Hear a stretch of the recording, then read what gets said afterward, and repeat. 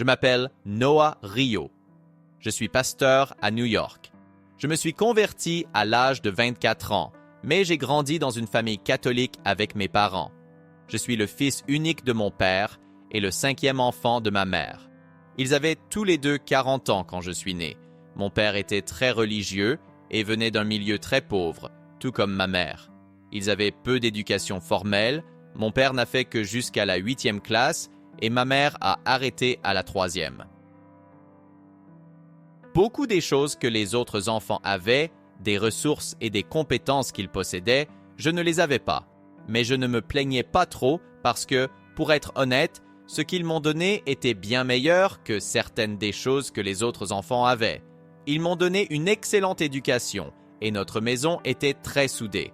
Mes frères et moi étions assez proches, mais cela ne nous a pas empêchés de vivre dans un quartier pauvre, ni d'avoir des comportements négatifs. Le quartier où j'ai grandi n'est pas l'un des endroits les plus accueillants. C'est un quartier dangereux, bien qu'il ne soit pas le plus dangereux de tous. J'ai grandi en voyant mes frères, qui étaient au moins 10 ans plus vieux que moi. Quand j'avais 5 ans, le frère le plus jeune après moi en avait déjà 15 et j'ai été exposé à des choses assez lourdes. J'ai vu beaucoup de la vie de la rue à la maison et j'entendais ce qui se passait dans les rues depuis chez moi. J'ai grandi dans un foyer strictement religieux, catholique, mais j'ai toujours voulu être un gangster. Malgré cela, je n'ai jamais perdu ma relation avec Jésus. Depuis mon plus jeune âge, je communiquais seul avec Dieu, de manière constante et intense. Cependant, je cédais encore au désir de la chair, ce qui est devenu un thème récurrent dans mon témoignage. Je luttais avec ma forte connexion avec Jésus, mais en même temps, je perdais la bataille contre la chair. J'ai commencé à souffrir de dépression très jeune. Ma mère souffre de troubles bipolaires, donc parfois elle traversait des périodes de tristesse profonde, et je n'arrivais pas à comprendre cela quand j'étais enfant. Je me souviens que, quand j'avais environ 4 ou 5 ans, j'ai renversé un verre de soda, le verre s'est cassé et le soda a coulé. Ma mère a pris un couteau et s'est approchée lentement de moi jusqu'à ce que mon père la fasse tomber. Cette image est restée gravée en moi. Je me suis dit, si ma mère est capable de ça, je me fiche bien des autres. Qu'est-ce que quelqu'un d'autre pourrait bien me faire que ma mère n'ait pas déjà fait? En grandissant, j'ai commencé à réfléchir davantage à cela et plus j'y pensais, plus cela me faisait mal. Je suis tombé dans une dépression profonde. Je ne peux pas vraiment décrire à quel point c'était terrible, mais je vais essayer. Elle venait par vagues tout au long de ma vie, parfois pendant des semaines, parfois des mois, mais jamais plus d'1 an. Et chaque fois qu'elle revenait, c'était pire. J'utilisais différentes méthodes pour gérer cette douleur. Bien que je portais toujours un grand sourire, je me sentais seul. J'ai commencé à consommer des substances illégales et à boire de l'alcool très jeune, à 13 ans, et j'ai commencé à fumer à 15 ans. Ces choses n'amortissaient que la douleur que je ressentais, mais je me sentais toujours aussi horrible avec moi-même. La seule chose qui me faisait vraiment me sentir bien, c'était participer à des actes de fornication. C'est seulement quand je parlais avec des filles et que je recevais leur attention, devenant l'objet de leur désir, que je commençais à me sentir bien avec moi-même. Les substances m'engourdissaient, mais les filles me faisaient me sentir bien. Cependant, j'ai toujours voulu de l'amour et je n'ai jamais voulu me contenter de quelque chose de superficiel. J'en avais marre de me sentir aussi triste tout le temps, sachant que même si je traversais une période de tristesse, une autre finirait par arriver. J'étais dans la rue avec mes amis et mon frère, et un jour, mon frère m'a dit que sa copine de l'époque avait une cousine qui avait besoin d'un cavalier pour sa fête de Kindeni, car elle allait la célébrer ici en juillet. Je me suis dit, quel genre de fille a besoin d'un cavalier pour une fête de Kindeni? Elle doit être moche, mais je me suis trompé. Dieu répondait à ma prière, car 1 an avant cette proposition, j'étais malheureux dans ma quête de l'amour. Une nuit, j'ai pleuré tellement que c'était l'un des pires pleurs que j'ai jamais eus, seul, la nuit, dans mon lit, avec l'oreiller trempé. J'ai dit à Dieu que si je ne trouvais personne de significatif avant le 1er juin, je deviendrais un homme promiscu, faisant uniquement ce qui me passerait par la tête. La dernière semaine de mai, j'ai rencontré cette fille, et à l'époque, je ne savais pas, mais elle allait changer ma vie. Je serais son cavalier à sa fête de Saint-Denis, mais plus tard, elle deviendrait ma partenaire en Christ, ma partenaire dans la vie et ma partenaire en tant que mère de mes enfants, et franchement, l'une des plus grandes, sinon la plus grande, bénédiction que Dieu m'ait donnée sur terre. On s'est rencontrés, on s'est amusés lors des répétitions pour la fête de Saint-Denis et on a fini par tomber amoureux. Nous n'étions pas chrétiens, donc on était un couple du monde, faisant tout ce que les couples du monde font. Je veux dire du monde, dans le sens des gens qui ne sont pas en Christ. Nous avions des relations et faisions tout ce qu'on pensait nécessaire. Mais je n'arrivais toujours pas à vaincre la chair. Je me livrais encore à beaucoup de choses immorales que je faisais avant, surtout quand la dépression et la tristesse apparaissaient. J'avais besoin d'un coup de boost, d'une estime de soi. L'alcool ne suffisait pas. Je n'arrivais pas à fumer assez pour anesthésier la douleur. À 24 ans, j'ai eu ma première rencontre différente avec Christ. J'ai été invité à une étude biblique par une fille qui n'était même pas chrétienne, mais pour une raison étrange, elle voulait organiser une étude biblique pour son anniversaire et voulait que tous ses amis viennent. Je n'étais pas parmi les invités, mais ma femme, qui n'était pas encore chrétienne non plus, avait été invitée et m'a dit que ce serait une bonne idée que j'y aille aussi. Quand je suis arrivé à cette étude biblique, une petite femme, mais qui était un géant en Christ, a commencé à prêcher Jésus d'une manière que je n'avais jamais entendue auparavant. Et à la fin, alors qu'on était chez quelqu'un, après avoir terminé de prêcher l'Évangile, elle nous a demandé si nous voulions accepter Christ. J'ai dit que je connaissais déjà Christ, mais elle m'a demandé si j'avais vraiment accepté Christ, car connaître ne signifie pas avoir accepté son offre de salut. Elle a fait l'offre à tout le monde là-bas, et je n'étais pas prêt jusqu'à ce qu'elle s'approche de moi et commence à prophétiser sur ma vie. Elle m'a dit que Dieu avait sauvé ma vie plusieurs fois. J'avais essayé de vivre comme un criminel, mais j'étais un élève modèle à l'école, un leader naturel dans mon équipe de baseball, mais je n'arrivais pas à me détacher de la rue. Des armes ont été pointées sur moi, j'ai participé à des fusillades, des bagarres, des embrouilles, et j'ai utilisé d'innombrables substances illicites. Elle m'a averti que c'était ma dernière chance. Dieu me prévenait. Elle a commencé à me raconter à mon oreille des situations spécifiques qui s'étaient passées que seule ma femme et moi connaissions. Ma femme l'a rencontrée ce jour-là, et j'ai commencé à réaliser que le pouvoir de Dieu coulait à travers cette femme, et que ce qu'elle disait était la vérité. Elle m'a demandé si je voulais faire la prière de la foi. J'ai accepté, car j'ai ressenti un flux irrésistible du pouvoir et de la présence de Dieu à ce moment-là. Je n'ai pas pu résister. Je savais que j'avais besoin de ce qu'elle avait, et elle m'a dit que ce qu'elle avait n'était rien de spécial, mais que moi aussi je pourrais l'avoir si j'acceptais simplement l'offre de Christ. Et c'est ce que j'ai fait. Elle a mentionné des choses qui ont capté mon attention, comme le moment où j'avais une arme pointée sur moi. Les personnes dans cette pièce ne le savaient pas, car je tentais de cacher ma vie secrète de gangster. Ce n'était pas que j'en avais honte, mais j'essayais de me comporter un peu comme un mafieux. Elle m'a dit que je regardais le canon d'une arme et que la prochaine fois, le type appuierait sur la gâchette. J'ai pensé que j'allais mourir quand ce gars a pointé l'arme sur moi. C'était juste un gamin, peut-être âgé de 13 ou 14 ans. Mes amis ont pensé que j'étais foutu parce que certains d'entre eux étaient là et ont couvert leur visage avec leur manteau, pensant qu'ils allaient voir du sang. J'ai dit au gars de tirer et il n'a pas tiré.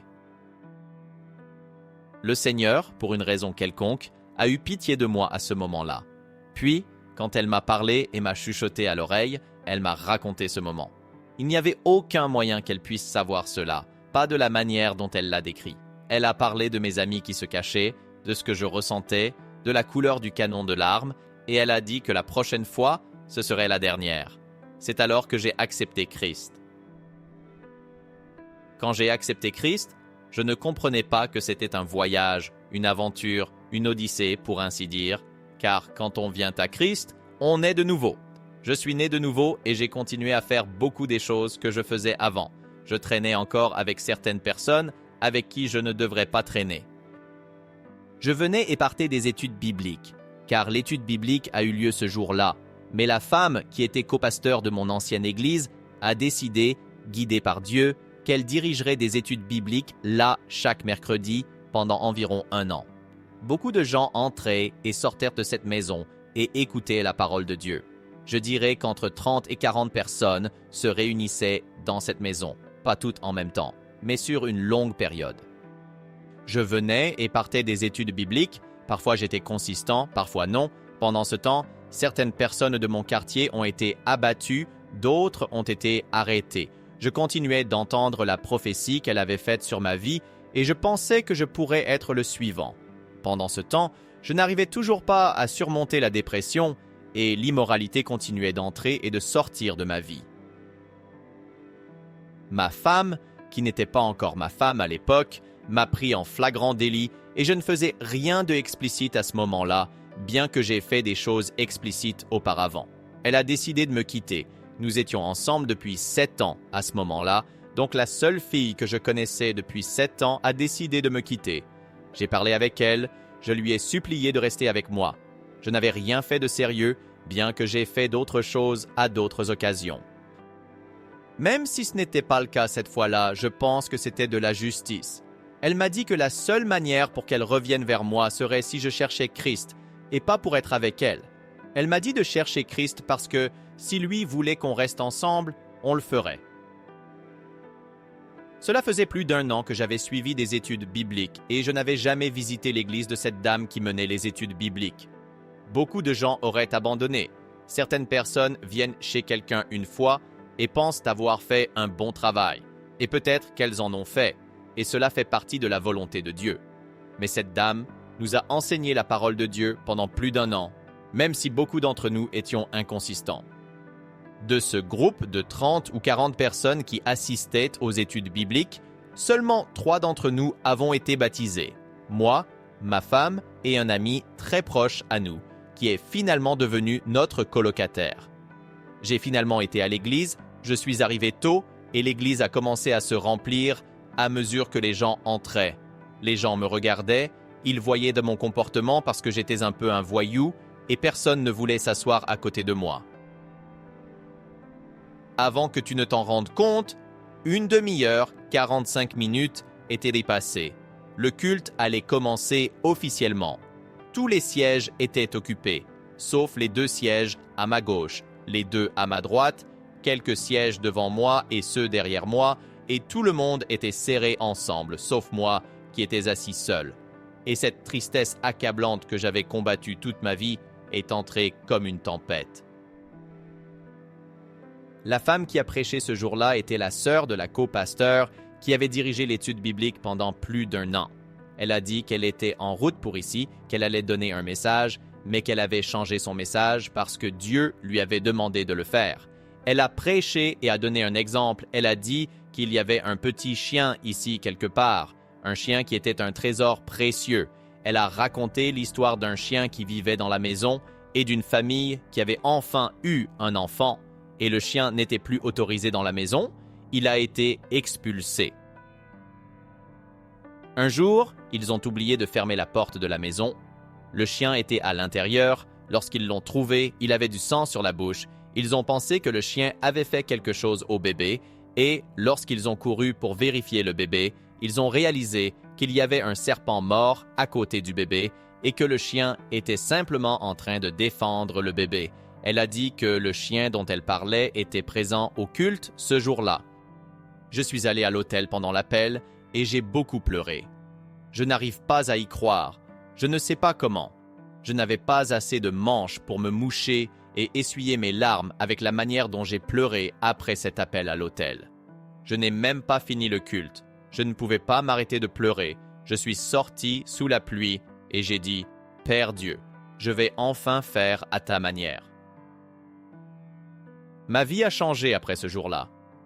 Dieu a mis une couverture sur moi, une sorte d'anesthésie spirituelle. Je ne sais pas exactement ce qui s'est passé, mais je sais que ce que j'étais en train de combattre, cette tristesse, l'immoralité, a peut-être été chassée, mais elle errait encore. Et j'ai commencé à entrer dans le ministère avec tant de puissance. Je prêchais dans de nombreux endroits, en centre-ville, lors de divers événements et même à la radio de notre Église. J'étais à 1000 à l'heure, complètement dédié à Dieu. Moins de 2 ans après ma conversion, j'ai été baptisé et pour cela, j'ai dû me marier, car je vivais dans la fornication. Alors, dans un dernier effort, ma femme et moi avons décidé de nous marier vendredi, bien que ce fût mercredi ou jeudi. Nous avons été baptisés samedi et avons commencé notre ministère public dimanche. Tout cela s'est passé en moins d'1 an. Je me suis plongé profondément dans le ministère et j'ai rapidement été appelé à la direction.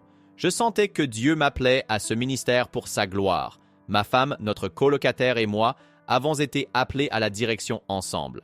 Beaucoup se sont demandé pourquoi nous avons été promus si rapidement, étant donné que nous venions tout juste de nous convertir, mais ils ont vite compris en s'approchant de nous et en voyant ce que nous faisions et comment Dieu agissait à travers nous.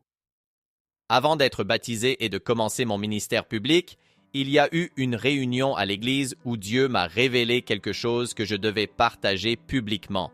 Jusqu'à ce moment-là, personne ne m'avait entendu parler. Lors de la réunion, j'ai dit à l'église que, bien que nous disions souvent que le temps, c'est de l'argent, la vérité est que le temps est bien plus précieux que l'argent. Si Dieu nous demande de donner 10% de ce que nous gagnons, combien plus précieux serait le dîme de notre temps? Dieu m'a révélé que, pour ceux qui ne peuvent pas donner de dîme en argent, il appelle à un dîme de temps. Nous avons un nouveau lot de 24 heures et il veut que nous lui consacrions 2 heures et 24 minutes de notre journée. J'ai prêché cela avec tant d'intensité qu'à partir de ce moment-là, cela m'a lancé dans le ministère public et dans les rues. Beaucoup de gens ont commencé à m'inviter dans différents ministères. 2 ans après notre baptême et notre mariage, ma femme et moi avons eu notre premier enfant en 2015. Tout allait merveilleusement bien jusqu'à ce point. Cependant, après la naissance, elle est passée par une phase de baby blues qui a finalement évolué en dépression postpartum. Moi aussi, je suis retombé dans la dépression, quelque chose que je n'avais pas ressenti depuis 2 ans, la période la plus longue sans ce problème. Je pensais que la dépression était partie, mais en réalité, elle était simplement cachée. Cette dépression est revenue avec la même intensité, surtout avec la situation des 4 lunes de sang en 2014 et 2015. Pour y faire face, j'ai décidé de faire 30 nuits de prière dans notre Église.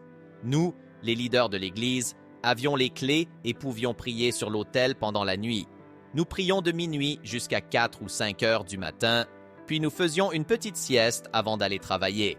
Nous nous disions, si nous faisions cela dans le monde, en dépensant de l'argent pour des boissons, pourquoi ne pas le faire pour Dieu?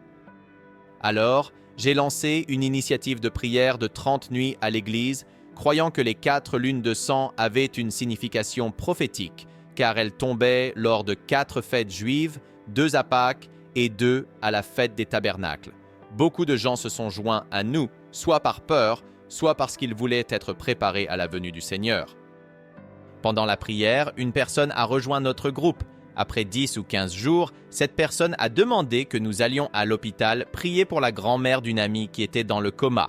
J'ai mis cela dans un groupe de messages et j'ai attendu des heures pour voir si quelqu'un répondrait, car je voulais être avec ma femme, qui avait accouché il y a 1 mois et qui ne pouvait pas aller à l'église aussi fréquemment qu'elle l'aurait souhaité.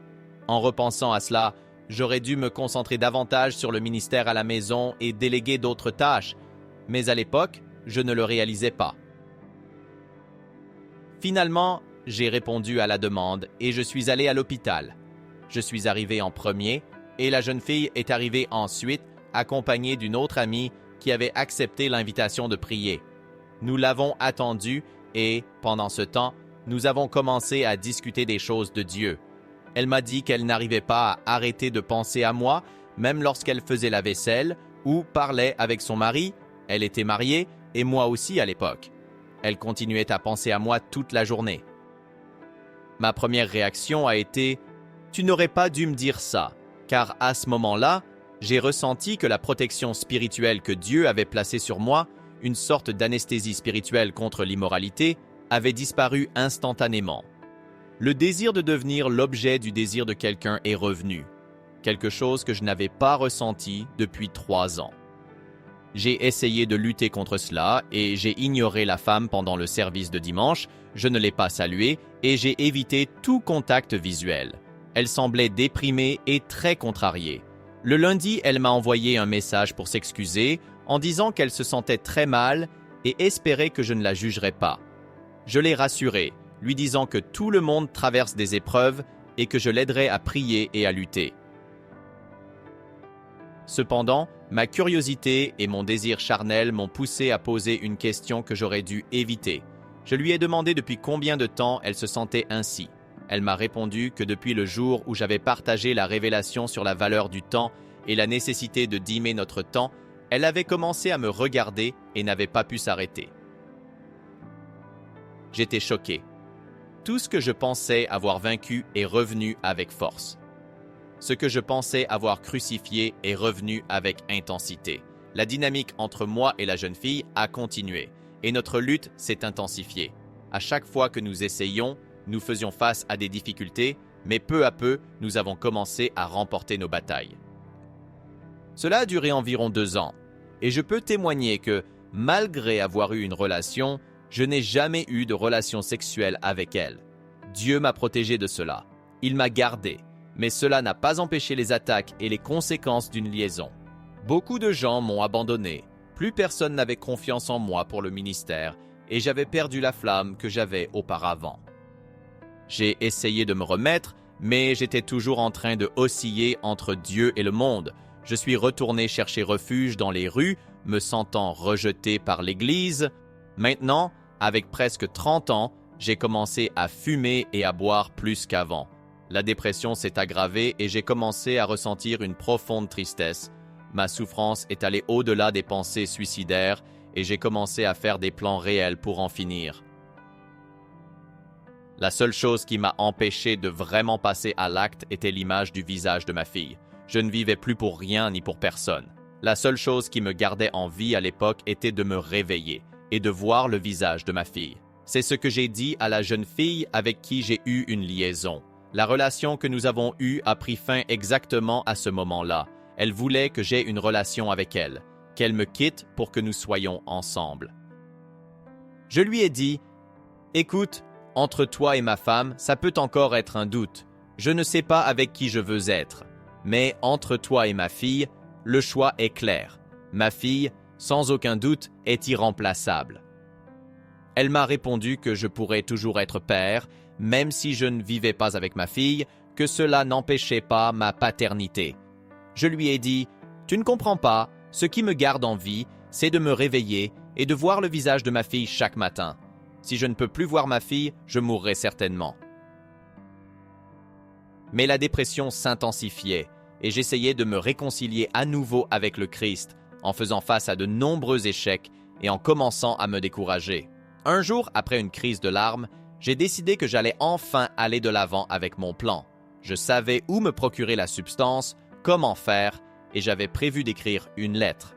3 semaines plus tard, mon neveu, que je considérais comme un fils et qui me voyait comme un père, est mort d'une overdose. J'ai vécu l'une des plus grandes douleurs de ma vie. Je savais ce qu'il traversait, mais je ne savais pas à quel point c'était grave.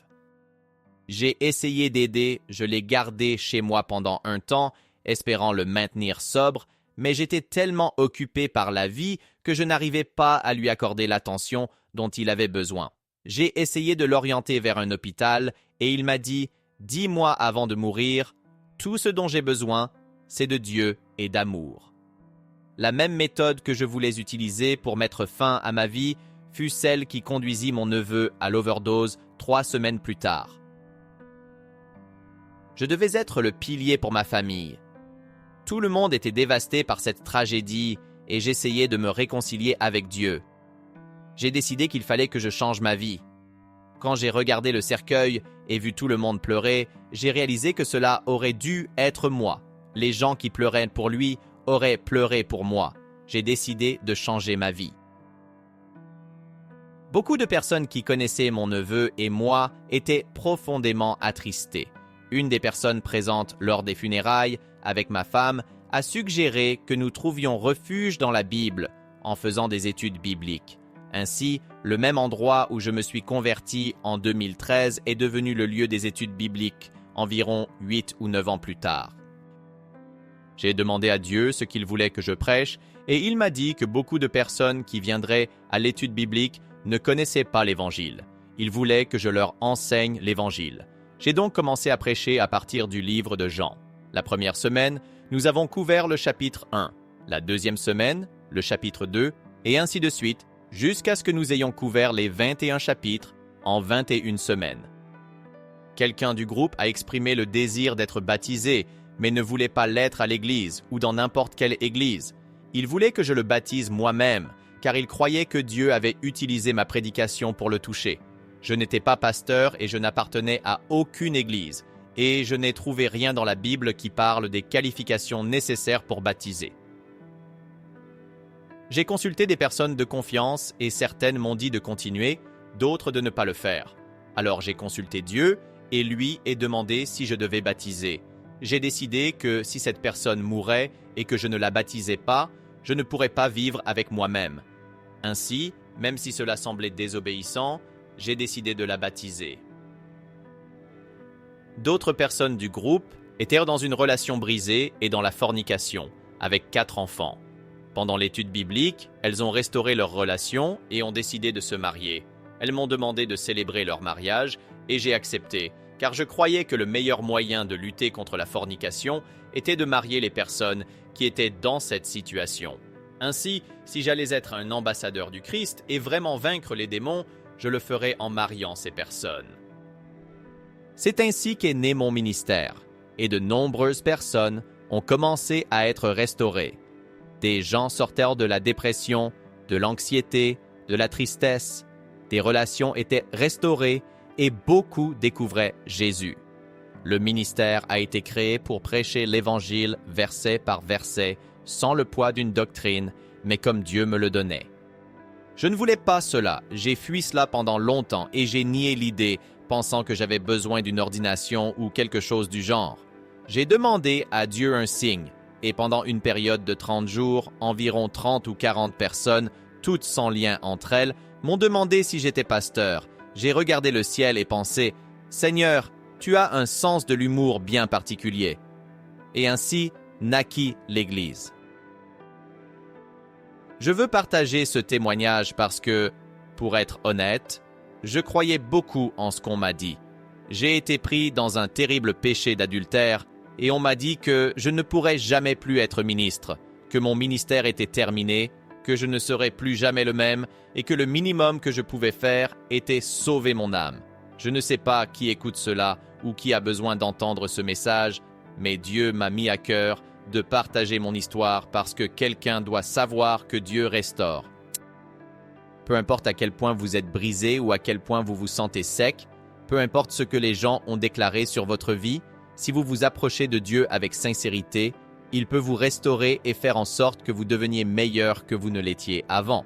Pendant longtemps, j'ai cru que je ne serais jamais le même, mais Dieu avait raison. Je ne serai pas le même, je serai meilleur. Loué soit Dieu. Je dois raconter un peu comment je me suis ouvert à ma femme et comment Dieu a restauré notre relation. Ma femme est un outil puissant entre les mains de Dieu. Je l'ai rencontrée parce que j'ai demandé à Dieu une femme. Dieu l'a utilisée pour que je participe à une étude biblique, pour que j'aille à l'église, pour témoigner. Et honnêtement, je n'avais pas besoin de tout lui avouer immédiatement. C'est une femme très intelligente et avec un grand discernement. Elle a intercepté tous mes messages, aussi bien ceux que j'envoyais que ceux que je recevais de l'autre fille. Elle a vu tout ce que je disais et tout ce que l'autre fille disait. Elle a patiemment attendu jusqu'à ce qu'elle n'en puisse plus et m'a confronté. J'ai été pris 3 fois à parler avec cette fille et ce n'est que 2 ans après toute cette histoire que j'ai dit toute la vérité à ma femme. Je lui ai parlé de comment nous avions failli avoir des relations sexuelles, de comment je me sentais et que ma seule priorité était le salut, pas elle. Cela a été très difficile. Notre relation était glacée. Nous n'étions presque plus que des colocataires. Mais même en venant du froid, nous avons pu nous retrouver à l'hôtel et, peu à peu, la glace autour de nos cœurs a commencé à fondre. Nous avons commencé à nous reconnecter et à réchauffer à nouveau nos sentiments. Je rends grâce à Dieu pour sa vie. Nous ne partageons pas souvent notre témoignage, car nous ne voulions exposer personne et nous avions peur de mentionner certaines situations. Beaucoup de gens savaient ce qui s'était passé, mais plus nous prions et nous plongions dans le ministère, plus nous réalisions que ce qui importe, c'est l'œuvre de Dieu. Jésus est le Logos, le sens de toute chose, la raison créatrice de tout. Tout a été créé par lui et pour lui. Il déclare la fin dès le commencement, et j'ai trouvé mon but en Jésus alors que je souffrais de dépression. Quand je traversais toute cette tristesse et ce vide, la seule personne qui pouvait combler ce vide et me mener à mon véritable but était Jésus. Souvent, nous pensons que les choses sont destinées à nous briser, mais elles sont là pour nous diriger vers le but divin de Dieu. Souvent, nous croyons que les choses sont là pour nous bénir, mais elles nous éloignent souvent du but de Dieu. Alors, lorsque vous apportez tout cela à Dieu, lorsque vous le remettez au Logos, à la lumière, au commencement était le Logos, au commencement était la parole, il donnera un sens à tout ce que vous traversez, qu'il soit bon ou mauvais. J'aimerais dire ce que je dis toujours à ma congrégation. Ne laissez jamais le diable voler votre louange. Une mauvaise saison dans votre vie, des moments difficiles, ne vous définissent pas. Et même si à ce moment de votre vie, vous luttez contre quelque chose qui semble plus grand que vous, et cela peut être plus grand que vous, ne lâchez pas Jésus. En temps voulu, si vous lui remettez cela, il peut restaurer toute chose, il peut briser les chaînes de l'immoralité. Parle-lui de cela, ne te cache pas de lui. Il voit tout, même si tu caches cela aux autres. Apporte cela à l'autel de feu et confesse-le. La vérité te rendra libre. Ce n'est que lorsque j'ai dit à tout le monde ce que j'avais fait et que tout le monde a connu la vérité sur moi que j'ai commencé à guérir et à être restauré. Dire cette vérité semble effrayant. Nous sommes tentés de cacher ces choses honteuses sur nous-mêmes, que ce soit des pensées de mort ou une aventure extra-conjugale. Mais si tu peux seulement les amener à la lumière et permettre à Dieu d'être glorifié, quelles que soient les circonstances, il te restaurera, il te donnera du pouvoir et il rendra les choses meilleures qu'elles n'étaient auparavant. Père céleste, nous te donnons toute la gloire et l'honneur. Nous magnifions ton nom en ce moment, Père, et invoquons ta présence et ta puissance sur ces situations. Pour ceux qui sont prêts à se repentir, certains sont touchés en ce moment même. Tout comme tu es présent ici avec nous, tu es aussi très présent avec eux. Je te prie, Père, de leur accorder la capacité et la puissance d'accéder à la véritable plénitude de ta grâce, la véritable plénitude de ta miséricorde et la puissance complète du Saint-Esprit, afin qu'ils puissent être libérés de toutes les chaînes qui les retiennent. Brise ces chaînes, mon Dieu. Je t'en prie au nom glorieux de Jésus, que si quelqu'un écoute cette prière, il puisse te trouver, il puisse t'atteindre, et que ta sainte lumière puisse entrer dans l'endroit où il se trouve maintenant, qu'il puisse sentir le Saint-Esprit œuvrer de manière miraculeuse et restauratrice. Talk. Je sais que la personne qui écoute en ce moment est fatiguée de passer par les mêmes situations, toujours en s'améliorant puis en empirant. J'ai aussi traversé cela, je me suis amélioré puis j'ai empiré, et je me demandais quand je serais guéri définitivement. Au nom de Jésus, je déclare que tu es guéri pour toujours, que c'est la dernière fois que tu devras souffrir ce que tu as souffert si longtemps et que tu n'as plus besoin de te sentir découragé par la bataille que tu as menée. Je déclare la foi, l'espoir et l'amour sur ta situation et je prie pour que tu sois béni de manière glorieuse. Au nom de Jésus, nous prions. Amen.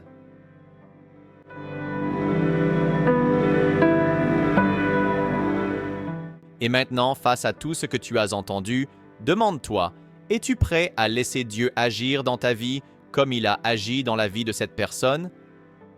Est-ce que le moment est venu pour toi de faire un pas de foi, de laisser le passé derrière toi et de vivre la transformation que seul lui peut apporter?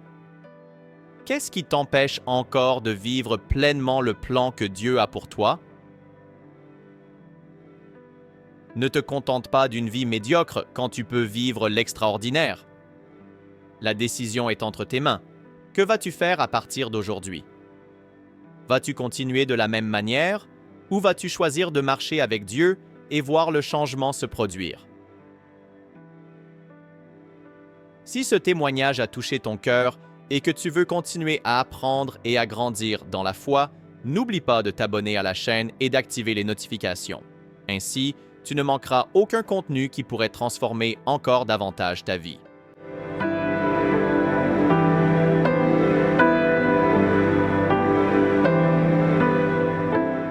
Car dès mon plus jeune âge, j'ai subi des mauvais traitements de la part de ma mère, aussi bien physiques que psychologiques. Elle me frappait avec ses poings ou avec tout ce qu'elle avait sous la main. J'ai appris à ne pas dire aux gens proches que j'étais malade, car comme je vivais seule avec ma mère, chaque fois que je tombais malade, c'était elle qu'il fallait appeler. Elle devait quitter son travail pour venir me chercher et m'emmener aux urgences, car quand je tombe malade, c'est une situation d'urgence. Je sentais que cela l'agaçait. Je me tenais debout sur cette pierre et je pensais « Charline, saute! Charline, saute!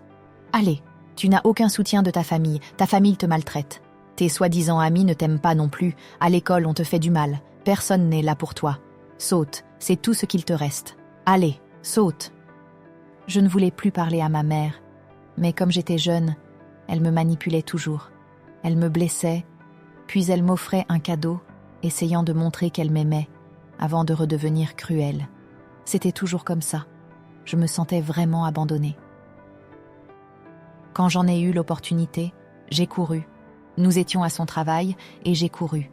Je suis passée devant un agent de sécurité et j'ai essayé d'agir normalement parce que s'il remarquait quelque chose, il m'aurait ramenée à ma mère. Je suis restée calme, je lui ai parlé comme si tout allait bien et dès qu'il a tourné le dos, j'ai recommencé à courir. Si vous avez été touché par ce témoignage et souhaitez voir cette histoire et d'autres histoires comme celle-ci, n'oubliez pas de vous abonner à notre chaîne. Ici, nous partageons des expériences puissantes qui peuvent transformer des vies et renforcer la foi. Cliquez sur le bouton d'abonnement, activez la cloche pour recevoir des notifications et rejoignez notre communauté de foi et d'espoir.